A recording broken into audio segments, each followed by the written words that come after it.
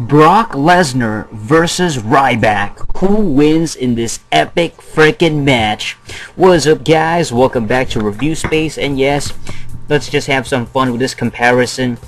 Now, this is basically a hypothetical who would win in this match between Ryback, basically the Ryback of now, the Ryback in his, well, the one that's about to reach his prime, the one who's obviously destroying his opponents and is being pushed to the top, the main event level Ryback, against Brock Lesnar in his prime. So I'm talking about not Brock Lesnar this year, 2012 Brock Lesnar is a little bit different. He's still powerful and they still trying to push him as a monster. But let's just face the facts that he was a real monster heel character way back in the day. Back when he, from the time that he debuted all the way to when he dominated, won the championships, his initial run with the WWE. First of all, Brock Lesnar, he was billed at around 6'3" and almost 300 pounds, so it was close. So at least back then, with all his muscle mass and heavily, juiced up physique. In the WWE, he's a former WWE champion 3 times, and he won the King of the Ring. He's won the Royal Rumble 2003. Brock Lesnar rose to the top very quickly. He was pushed heavily. He dominated his opponents. The first time he won his title was against The Rock. Let's take a look at their finishing move. Brock Lesnar has the F5, which is one of the most dominating and most devastating finishers in history. He innovated that. He invented that move himself. I believe it was during his time in Japan or something like that, and he named it after the F5 level typhoon, which is the strongest typhoon hurricane. And it is one of the most powerful, unique looking finishers that we've ever seen. I mean, to this day, how many people have actually utilized that move? Maybe Seth Rollins, he has his own version, aka Tyler Black. But aside from that, nobody else really uses that particular move. I know, we know John Cena had the FU, aka the attitude adjustment that was based on the F5. But that's just nowhere even near as devastating or as awesome looking. To me, it's not even a contest. Brock Lesnar's F5 is a lot more impressive than Ryback's Shellshock finisher. We have to also keep in mind that Brock Lesnar has an actual amateur background. This guy was a collegiate wrestler. This guy has an amateur wrestling background. He can actually go and, perform these incredible moves. He can do submission as well. He just knows how to work his way in that ring. He's a natural at it. As far as Ryback, you can tell Ryback's a little bit more of a powerhouse, a little bit more stiff, maybe a little bit more, I don't want to say green, because he's been wrestling for a bit, but it just seems like he will throw down the moves that's been taught to him, or he's been told to do. Hey, you gotta do this move. This is the kind of move you gotta do. This powerful move right here. Hey, do a variation of the power bomb right here. Or, this is gonna be your finishing move. And then you take a look at the arsenal of moves that each of these characters can do. Brock Lesnar, this guy can even do aerial maneuvers. This guy can do a shooting star press, okay? Now granted, he did do that famous botch in Kurt Angle at WrestleMania, but come on. This guy has a wide variety of different moves. On the other hand, I don't think Ryback can actually take the skies if he has to. He doesn't seem like the kind of aerial maneuver type of wrestler. He just seems strictly powerhouse, strictly power moves, strictly lifting up his opponent and slamming him down on the mat. Alright, so let's talk about physical appearance. Which one just looks like a better wrestler? Which one looks cooler? Which one looks more intimidating? Both are actually quite big in terms of muscle mass at their prime.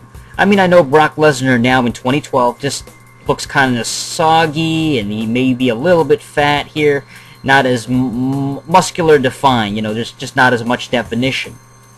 The thing with Ryback too, though, is that he does wear a singlet, meaning he kind of has to hide his abs. When you start wearing a singlet type of attire and you don't show off your abdomen area, it might not be as well defined as the rest of his body. It's not as muscular looking. Or, somebody like John Cena can show off his abs, or Randy Orton, but maybe not Ryback. And Ryback does have, you know, he's got the big, wide shoulders, he's got the big arms. But Brock Lesnar has those as well. And Brock Lesnar, even though he didn't have the greatest looking, you know, abs at his peak, he did look, you know, fairly defined. I mean, he had the muscle definition, he had the wide shoulders, big arms. He was a hulking type of... He had that look. He had that kind of massive look. So both are a lot more comparable, I think. Ryback does have a pretty interesting kind of grizzled face. He's, you know, balding, no hair.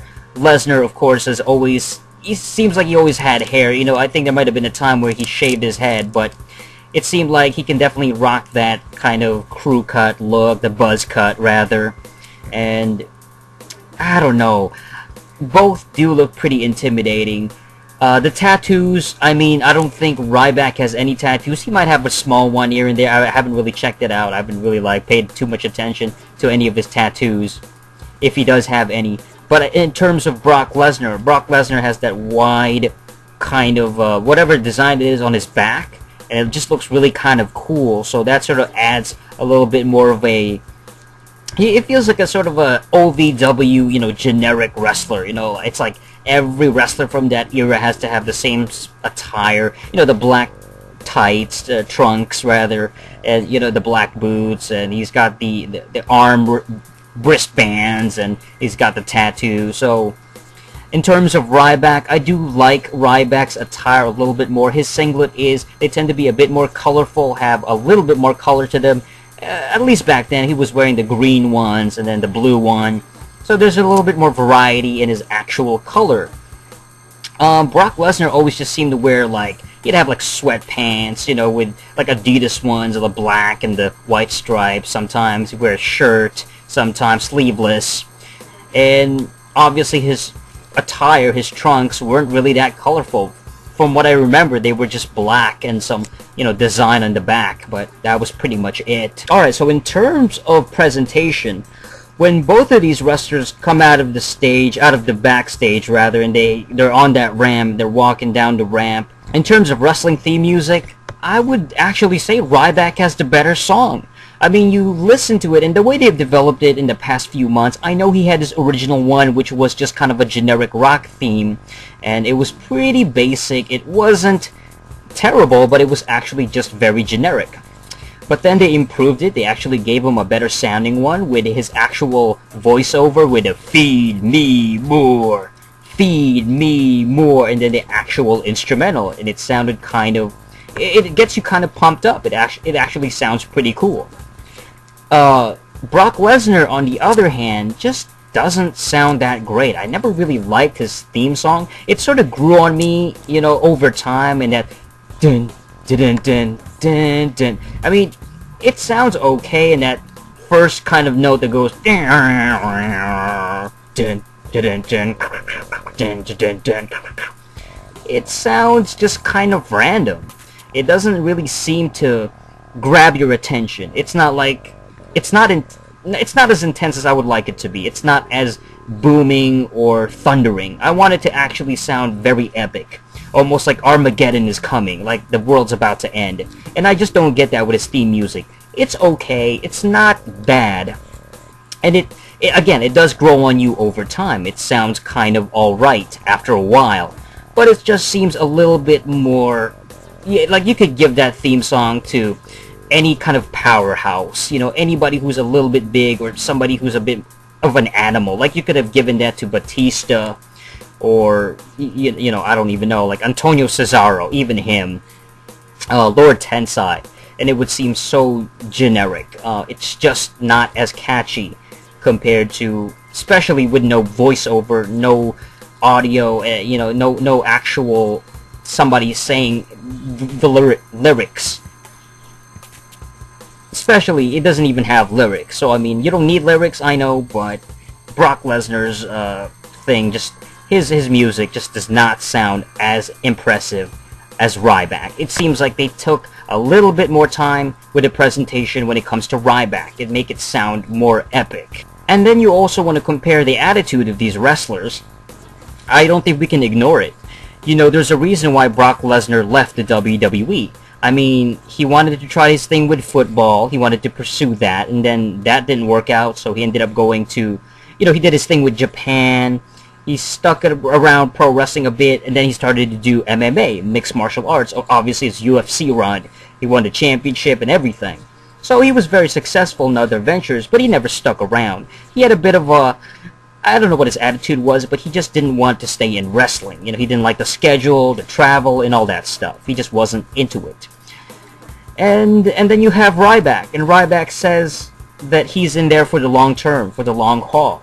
And maybe that's why WWE management likes him so much, because he's got that dedicated attitude. He's been around for years in the WWE under different names, and it seems like he's going to be working for them for a while. He really wants to stick around. He wants to be there.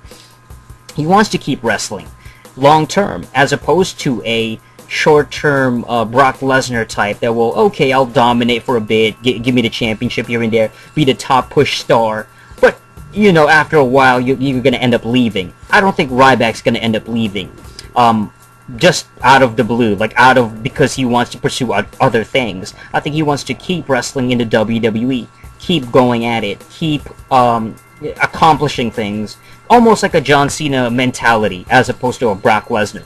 And that's a very good thing for WWE and, of course, the pro wrestling scene. I mean, we want to see this guy stick around for a while. Alright, and when it comes to accomplishments, well, it's not even comparable. I mean, Brock Lesnar has this hands down. He's got so many things under his belt. He's accomplished a lot of things, much more than Ryback. And granted, Ryback's not been around in terms of a character that long, but he's already like had a title shot. He's already had a title match. He's already like squashing guys left and right. He's beating former champions like The Miz. They're gonna go a long way with Ryback, I think, if all things go well for Ryback. As far as Brock Lesnar, they did want to push Brock Lesnar to the top, and they did. They actually gave him the championships, the Rumble win, and all that stuff. And he's accomplished a lot more. Yeah, this one's pretty heated. If I had to pick between these two... Alright, so that's it for this episode of... Well, I guess it's kind of a versus. So, Ryback against Brock Lesnar. Who do you think is the better wrestler? Let me know. Alright, thank you for watching. Until next time, ciao.